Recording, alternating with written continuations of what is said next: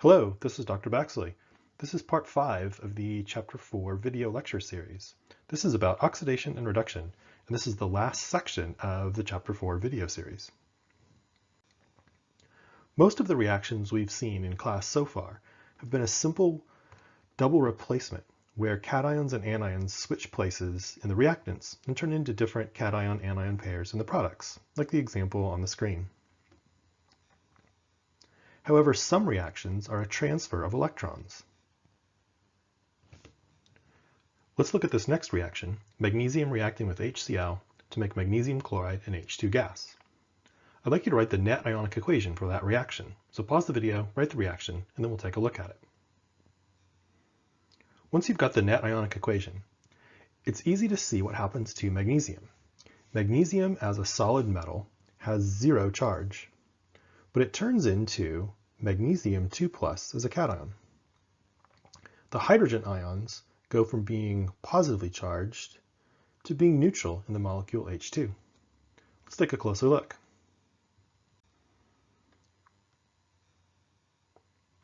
In the above reaction, in order for magnesium to turn into magnesium 2+, the magnesium metal solid has to lose an electron, and hydrogen ions have to gain electrons. Going from Mg solid to Mg2+, this is losing an electron. And going from H+ to H2 is gaining an electron. Chemists use the term oxidation to describe any time an atom, molecule, or ion becomes more positively charged. Oxidation is the loss of electrons. Reduction is a term used to describe how an atom, a molecule, or an ion becomes less positively charged. In reduction, it's the gain of electrons. So in our particular example above, magnesium metal is being oxidized, and the hydrogen ions are being reduced. Now, if you take the first letter of each word in oxidation is loss, you come up with a common 3-letter word. Same for reduction is gain, and some students remember this with a little mnemonic of oil rig. Some other students use a different mnemonic, the Leo says grr. This one's a little too farmyard or Disney for me, so I don't use that one, but I like the oil rig one, it works. Here's a simple schematic to help you visualize and understand what's happening with oxidation reduction. Let's call the substance on the left substance A. It's a solid with 0 charge. And we'll call the substance on the right substance B+. Maybe it's aqueous. Now the substance on the right is going to lose electrons. So it's going to turn into a free electron and leave A+. Maybe that's aqueous.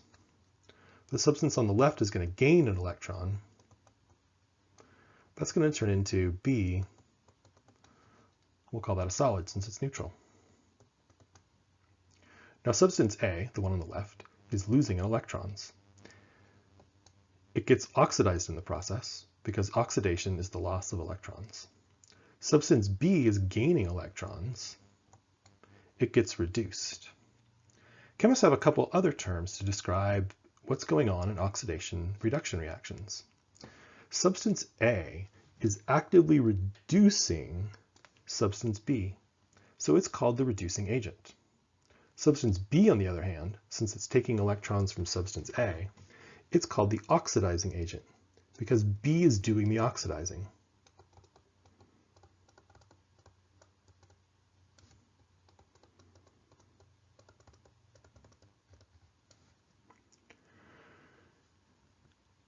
For substance A, the oxidation number is increasing. The oxidation number is the charge of the substance in this case.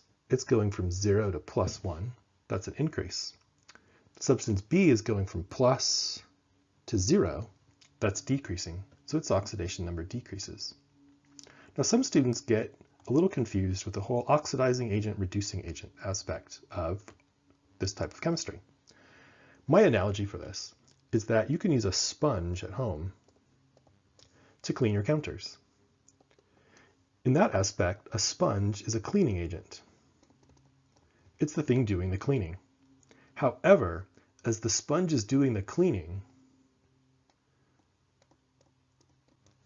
the sponge gets dirty.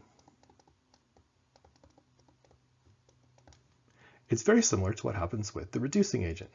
The reducing agent, like A, is doing the reducing, but it itself gets oxidized.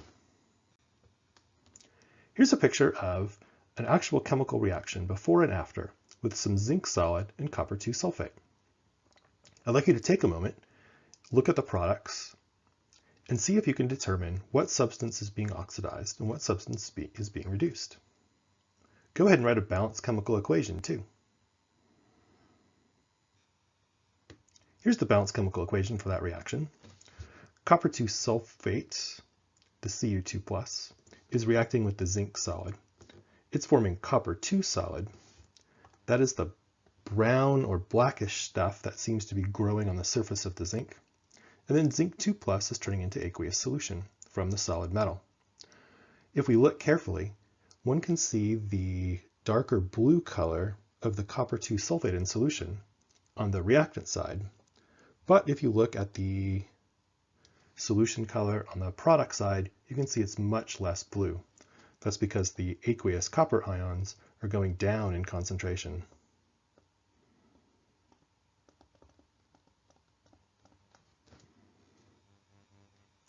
Electrons are being transferred from the zinc metal to the copper ions.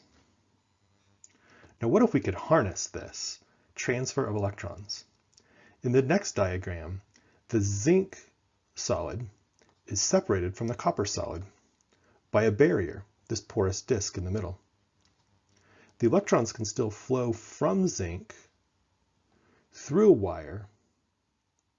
They can then flow through the solid piece of copper, and they can then react with these copper 2 ions that can be reduced as that blackish brown fuzzy stuff that we saw forming on the copper or the zinc solid before. The zinc solid would then turn into zinc ions, as described in the picture. Now, what's happening with the electrons? Well, the electrons are moving through the wire, and if they can move through a device like a light bulb or a motor, then those electrons can do some useful work for us as they're moving across. This is in fact how batteries work. A lot like the battery that you're using on your electronic device right now to watch this video. Electrons are being transferred from one type of substance to another type of substance, and as those electrons are moving, they drive a device to make it work. Now, in your device, it might be a lithium-ion battery, where electrons are moving from one kind of lithium and they interact with another kind of lithium. So one might have an electron that moves from lithium solid to someplace else, leaving a lithium ion behind. Recharging the battery simply drives it backwards to make lithium solid again. Let's focus on oxidation numbers now. Oxidations are a tool to let us judge whether a substance has been oxidized or reduced. There's kind of a complicated set of rules, but then we'll do some examples and hopefully that will clarify things. In terms of elements, elements always are 0 for their oxidation number.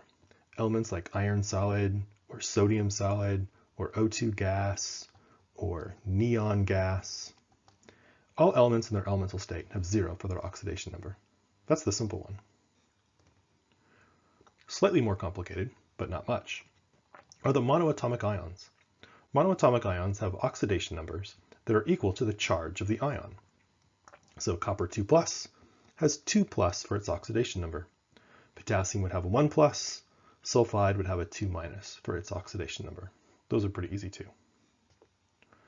Oxygen can have 3 different oxidation numbers. Oxygen can be 0 in O2 because it's an element.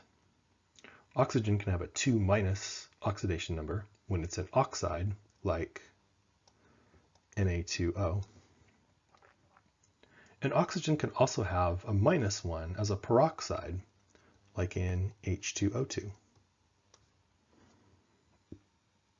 Hydrogen also can have multiple oxidation numbers. It's 0 for an element, as in H2. It's +1 with nonmetals, like in CH4 or H2O. But hydrogen can also be a -1 for its oxidation number, for example, when it interacts with metals in compounds like sodium hydride. Sodium has the +1 oxidation number, as we saw from the monoatomic ion above, so hydrogen must be a -1. Halogens are the most complicated elements in terms of their oxidation numbers. Halogens like bromine can be 0 for their element form. They can be -1 as bromide. They can also be positive numbers, like in BrCl3. In BrCl3, each of the chlorides would be -1. There are 3 of them, so it's -3 total. So bromine would have to be +3 for its oxidation number. One of the rules about oxidation numbers is that compounds or ions have a total charge that adds up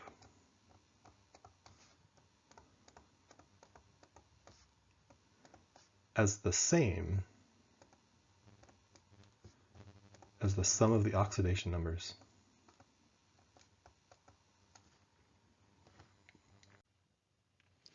Let's look at a few examples. The first example has elemental iron reacting with vanadium sulfide. The iron is straightforward. That has 0 for its oxidation number because it's elemental. For the vanadium and sulfur compound, the sulfur is going to be -2 from its position on the periodic table as an ionic substance. There are 5 sulfurs though, so overall there's -10 coming from all the sulfurs. This means that the vanadiums all have to be +10, but there are 2 of them, so each vanadium has to be +5 for its oxidation number. For the products, again the sulfur is going to be -2. There are 3 of them, so it's -6 overall. The iron needs to be +6, so the substance has 0 charge altogether. There are 2 iron ions, so the iron has to be 3+. For the vanadium sulfide product, this would be -2, and each vanadium would be +2. It's important to note that one needs to do the oxidation numbers for each element individually, not as a group or not as a sum of all the particular elements in a particular compound. So make sure you do each element individually.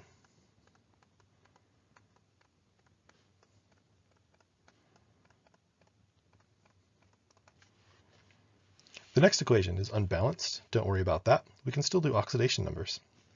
Potassium in an ionic compound is always going to be +1. The oxygen would be -2. There are 3 of them, so it's -6. Since the potassium chlorate has 0 charge overall, the +1 from the potassium has to add up to whatever the chlorine is, minus the 6 from the oxygens, to end up being equal to 0.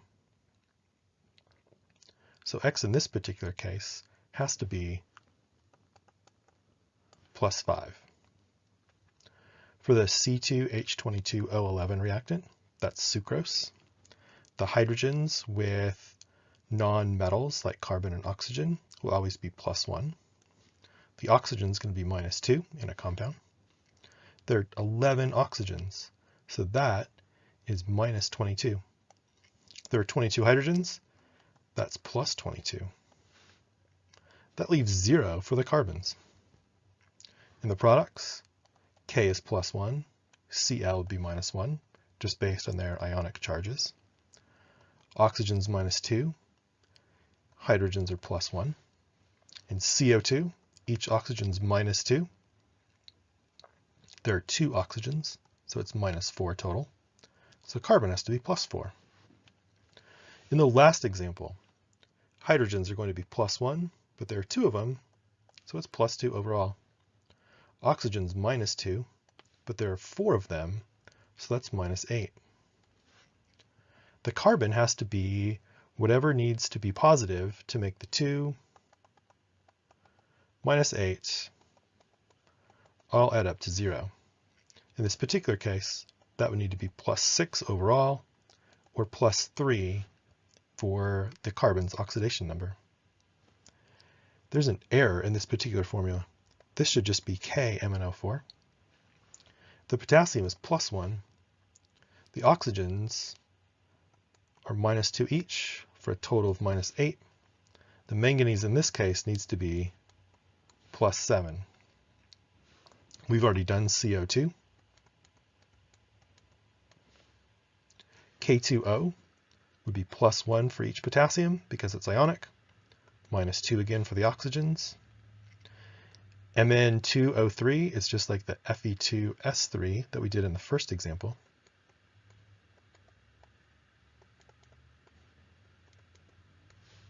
And H2O we've done before also. Now we could go back and decide which elements are being oxidized and which elements are being reduced. Let's start with the iron example. If iron goes from 0 to plus 3, is it gaining electrons or losing electrons? It must be losing electrons. So it must be oxidation. Let's find out what's reduced. The sulfur stays minus 2 in each of the compounds. The vanadium, though, goes from plus 5 to plus 2. So vanadium must be gaining electrons, and it must be reduced. The potassium chlorates, the potassium ions stay as plus 1.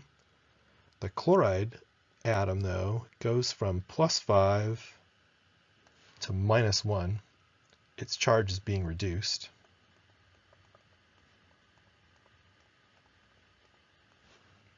The oxygen stays as minus 2 in each of the substances.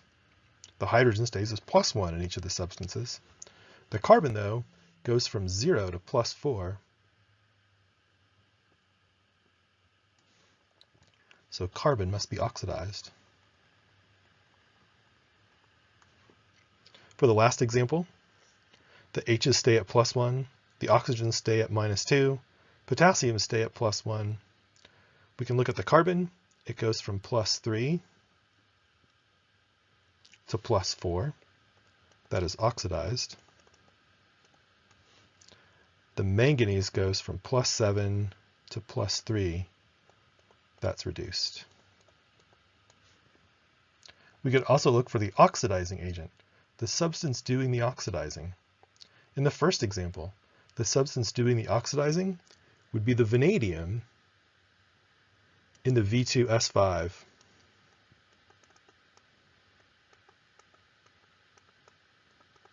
That's the oxidizing agent.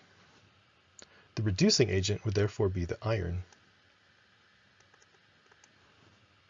In the second example, the substance that is the oxidizing agent is the potassium chlorate. It oxidizes the carbon in sucrose.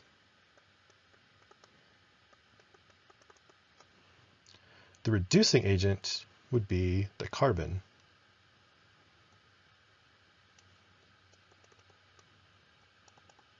In the sucrose.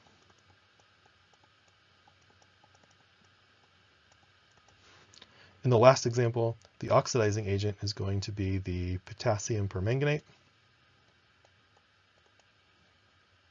specifically the manganese in the KMnO4. And the reducing agent must be the oxalic acid.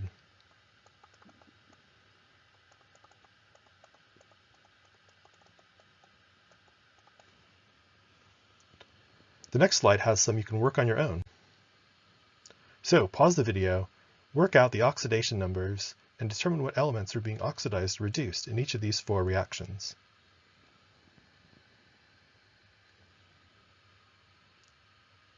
Hopefully you were successful with those. Let's go through them real quick. H's are always plus 1 in compounds with nonmetals. That makes carbon minus 4. O and O2 is always going to be 0 for its oxidation number. CO2 has already been done. This would be minus 2 and plus 4. H2O we've done too. That's plus 1 and minus 2. The carbon in this particular case from -4 to +4, that's oxidized. The oxygen from 0 to -2 is being reduced. As a bonus, the oxidizing agent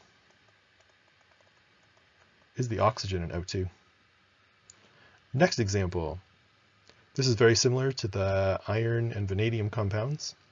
The Fe2O3, this would be +3 and -2. In CO, this would be +2 and -2. Elemental iron is 0. We've done CO2 before.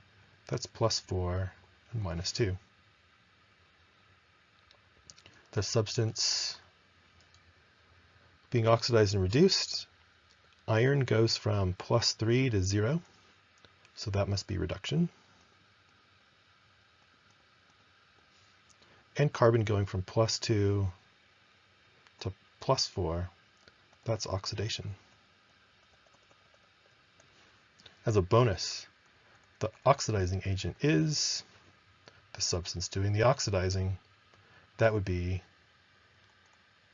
the Fe in the iron 3 oxide. Third example, bromine in Br2 is 0, +1 and -1 for the ions in sodium iodide, +1 and -1 for the ions in NaBr, and 0 for iodine. What's being oxidized and reduced?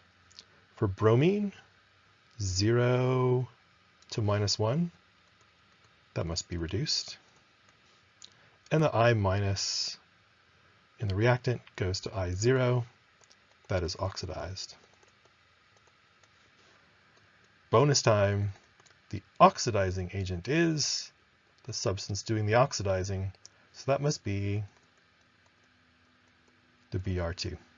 It's oxidizing the iodide to iodine. In the last example, copper is 2+, oxygen's -2, hydrogen's +1, hydrogen's still +1. The nitrate as a group stays all intact. Nothing changes to the NO3, so it's not undergoing oxidation or reduction. We could do the nitrogen atom. It would be +5, and oxygen, of course, is -2 still.